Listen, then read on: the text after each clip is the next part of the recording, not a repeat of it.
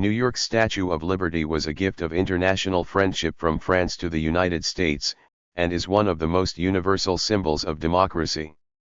Located on the 12-acre Liberty Island in New York Harbor, the Statue of Liberty was dedicated on October 28, 1886 and was designated a national monument on October 15, 1924.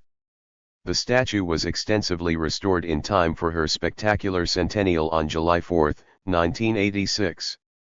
The Statue of Liberty is a colossal neoclassical sculpture on Liberty Island in New York Harbor, within New York City. The copper-clad statue, a gift to the United States from the people of France, was designed by French sculptor Frédéric Auguste Bartholdi and its metal framework was built by Gustave Eiffel.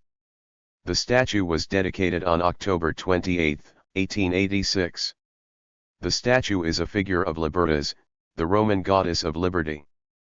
In a classical contrapposto pose, she holds a torch above her head with her right hand, and in her left hand carries a tabula ansata inscribed July formed Klsksi, July 4, 1776, in Roman numerals, the date of the U.S. Declaration of Independence. With her left foot she steps on a broken chain and shackle, commemorating the national abolition of slavery following the American Civil War. A seven-spiked crown on her head represents the 7 continents and seas of the enlightened world. After its dedication, the statue became an icon of freedom and of the United States, being subsequently seen as a symbol of welcome to immigrants arriving by sea.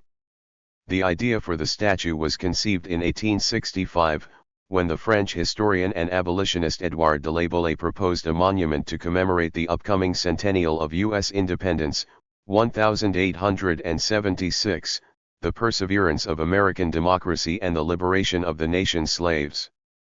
The Franco-Prussian War delayed progress until 1875, when Laboulaye proposed that the people of France finance the statue and the United States provide the site and build the pedestal. Bartholdi completed the head and the torch-bearing arm before the statue was fully designed, and these pieces were exhibited for publicity at international expositions. The torch-bearing arm was displayed at the Centennial Exposition in Philadelphia in 1876, and in Madison Square Park in Manhattan from 1876 to 1882. Fundraising proved difficult, especially for the Americans, and by 1885 work on the pedestal was threatened by lack of funds. Publisher Joseph Pulitzer, of the New York World, started a drive for donations to finish the project and attracted more than 120,000 contributors, most of whom gave less than $1, equivalent to $34 in 2023. The statue was built in France, shipped overseas in crates, and assembled on the completed pedestal on what was then called Bedloes Island. The statue's completion was marked by New York's first ticker tape parade and a dedication ceremony presided over by President Grover Cleveland. The statue was administered by the United States Lighthouse Board until 1901 and then by the Department of War. Since 1933, it has been maintained by the National Park Service as part of the Statue of Liberty National Monument, and is a major tourist attraction. Limited numbers of visitors can access the rim of the pedestal and the interior of the statue's crown from within. Public access to the torch has been barred since 1916. She is an icon, a national treasure, and one of the most recognizable figures in the world. Each year millions who cherish her ideals make the journey to experience her history and grandeur in person. She is the Statue of Liberty, a symbol of freedom, inspiration, and hope. It was 1865 when Frenchman Édouard de Laboulaye proposed the idea of presenting a monumental gift from the people of France to the people of the United States. An ardent supporter of America, Laboulaye wished to commemorate the centennial of the Declaration of Independence as well as celebrate the close relationship between France and America. He was equally moved by the recent abolition of slavery in the U.S., which furthered America's ideals of liberty and freedom. Sculptor Frédéric Auguste Bartholdi was in attendance for Laboulaye's proclamation. Of like mind with Laboulaye's cause, Bartholdi began conceptualizing the colossal structure that would soon be known as Liberty enlightening the world. Bartholdi's design encompassed much symbolism, her crown representing light with its spikes evoking sun rays extending out to the world, the tablet, inscribed with July 4, 1776 in Roman numerals, noting American independence. To symbolize the end of slavery, Bartholdi placed a broken shackle and chains at the statue's foot. Fundraising and bringing people together have always been integral to Lady Liberty's history. It began with efforts to finance this unprecedented undertaking. France would be responsible for creating the statue and assembling it in the United States, while the American people would fund and build the pedestal. To raise funds in France, public fees, various forms of entertainment, and a lottery were used.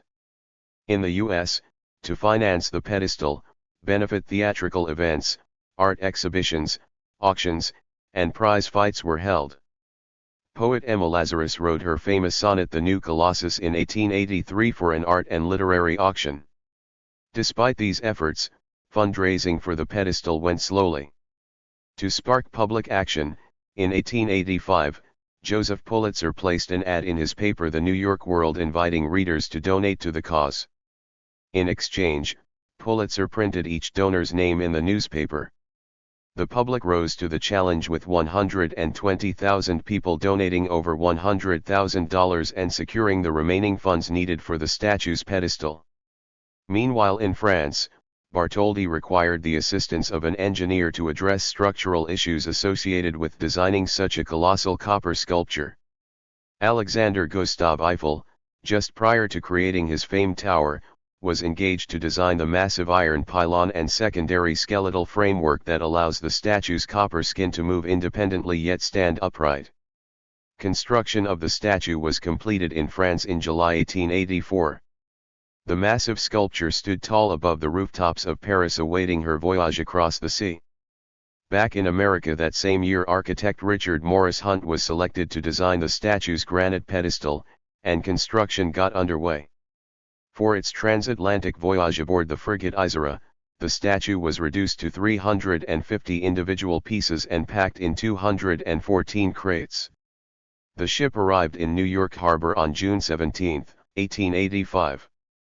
While awaiting construction of its pedestal, the statue remained in pieces on what was then called Bedloe's Island. The pedestal was completed in April 1886, and finally, on October 28, 1886, President Grover Cleveland oversaw the dedication of the Statue of Liberty in front of thousands of spectators. The story of the Statue of Liberty and her island has been one of change. For centuries the island was a major source of food for the Lenape native people and later Dutch settlers.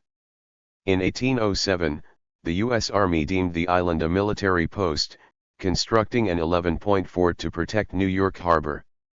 Later renamed Fort Wood, the structure now serves as the base for the statue's pedestal.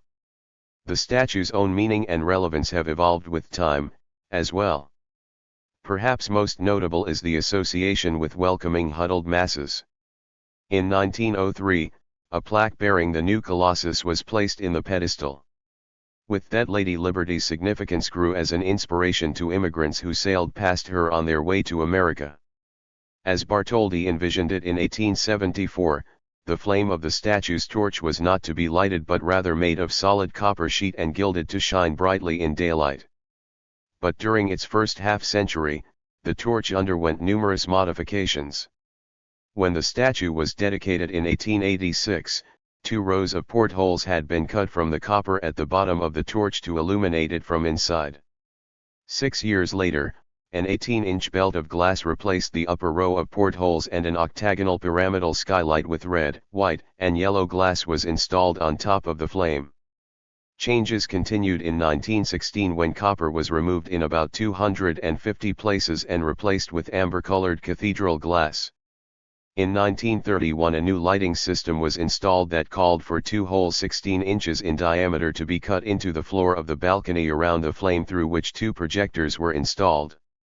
By this time, Bartholdi's design was barely recognizable. In the 1980s, when the foundation was restoring the statue for its centennial celebration, a team of experts determined that the original torch could not be restored. A century of modifications had radically altered Bartholdi's solid copper flame to one mainly of glass. Leaks from rain and corrosion from the elements had damaged the original torch above the handle beyond repair. It was removed on July 4, 1984 and replaced with a replica that followed Bartholdi's design. Today, the original torch is on display in the Inspiration Gallery of the Statue of Liberty Museum. On July 4, 1884, France presented the United States with an incredible birthday gift, the Statue of Liberty. Without its pedestal, it's as tall as a 15-story building. She represents the United States. But the world-famous Statue of Liberty standing in New York Harbor was built in France. The statue was presented to the U.S., taken apart, shipped across the Atlantic Ocean in crates, and rebuilt in the U.S. It was France's gift to the American people.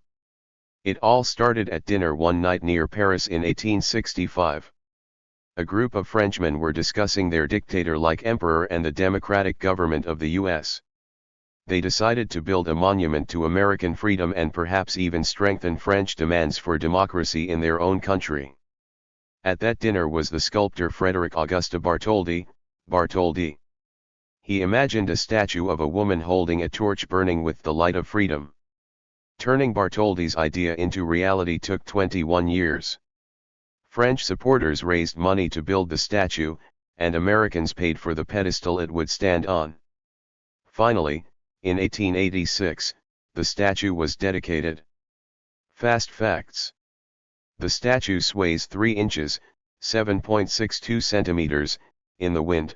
The torch sways 5 inches, 12.7 centimeters. Visitors climb 354 steps, 22 stories, to look out from 25 windows in the crown.